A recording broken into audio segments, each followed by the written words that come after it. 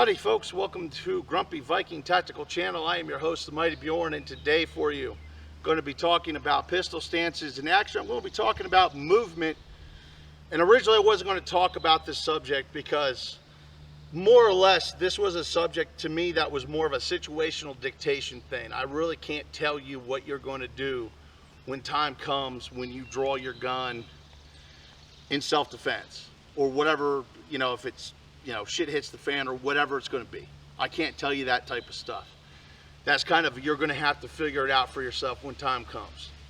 The best thing I can tell you is find cover, okay?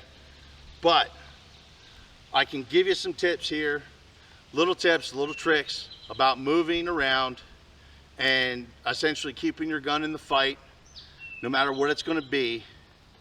And some drills that you can do at home as well as the range to get good at moving and shooting at the same time, keeping your gun in action.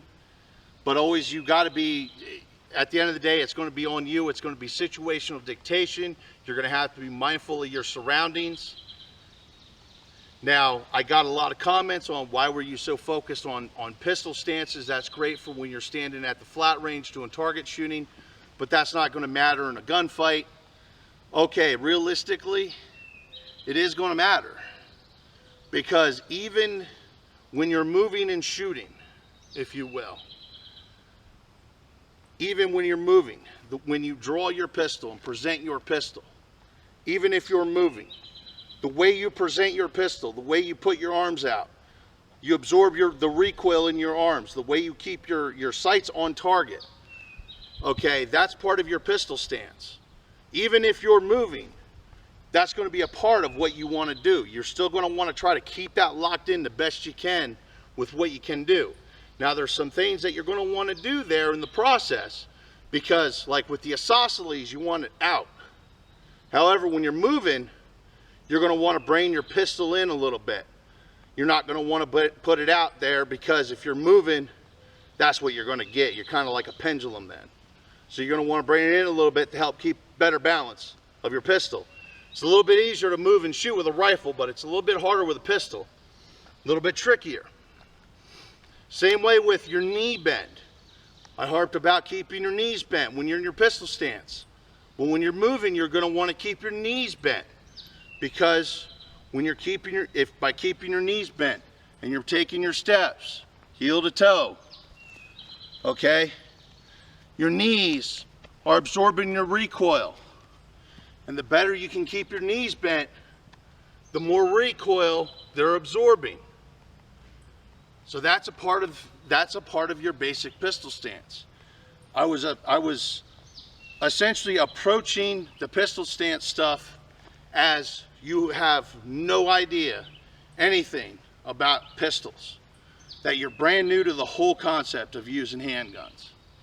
And now I'm approaching this as you know what you're doing, you have the basics down, and now you want to branch out into more advanced stuff. Well, this is more advanced stuff. Moving and shooting is a more advanced thing, even though it's still pretty basic compared to what you can do out there. Now, let's dive into drills you can do at home. And believe it or not, it's a real simple drill. You don't even need a gun. You can do this at home without a gun. All you need is a bottle of water.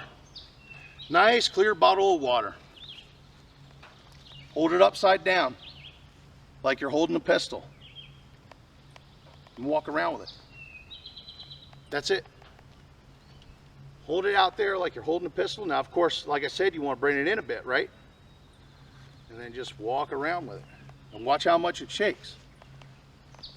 And you're going to want to start off slow, and as you get better and better at keeping balance while holding that bottle of water, pick up your speed, okay? That's all you gotta do. A drill you can do at home. You can practice it at home. And when it comes to moving and shooting, if you really want to get good at it, do that every day. Do it for like 5 minutes every day. Or every other day, if you really want to get good at it, okay? Now, the next thing, range stuff. Okay, for the range. Let me get my ears on. Let me actually get my TSOS radar loaded, because actually it's still unloaded from the previous video I recorded. Hopefully I will not have any issues here, because right now I have it loaded with hollow points and I'm still in the process of breaking this in, and it's really dirty because I've been using this all morning.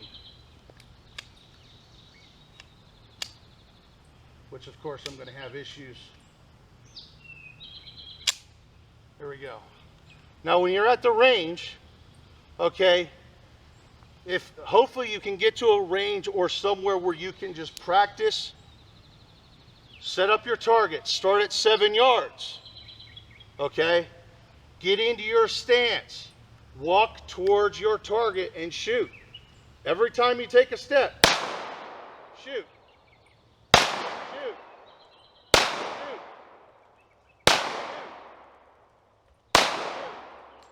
Every time you feel that heel, every time you feel your heel hit that ground, take a shot and then look at the target. And just keep doing that over and over. And then when you get good at that, you know, pick up your speed a little bit more. And as you see yourself improving, obviously, back it up. Back it up to 15 yards. Back it up to 25 yards. Back it up to 30 yards. And the other benefit of that is someone's going to scoff right now and go, oh, well, the FBI says the average self-defense shooting is 7 yards. Yeah, that's the average. But there is those times where you're going to shoot further than 7 yards. I typically practice anywhere from 10 to 12 and work my way out. I very rarely practice closer because there's really no point. You know, the range, the shot placement difference between 10 yards and 5 yards is almost negligible, at least for the handguns that I use. So you should always, I would say, start at like 7 yards and work out. But like I said, just practice. And that's really what it's all about. Next thing, look for cover. Also, work on your side-to-side movement, and also work on your turning movement, right? So when you do side-to-side,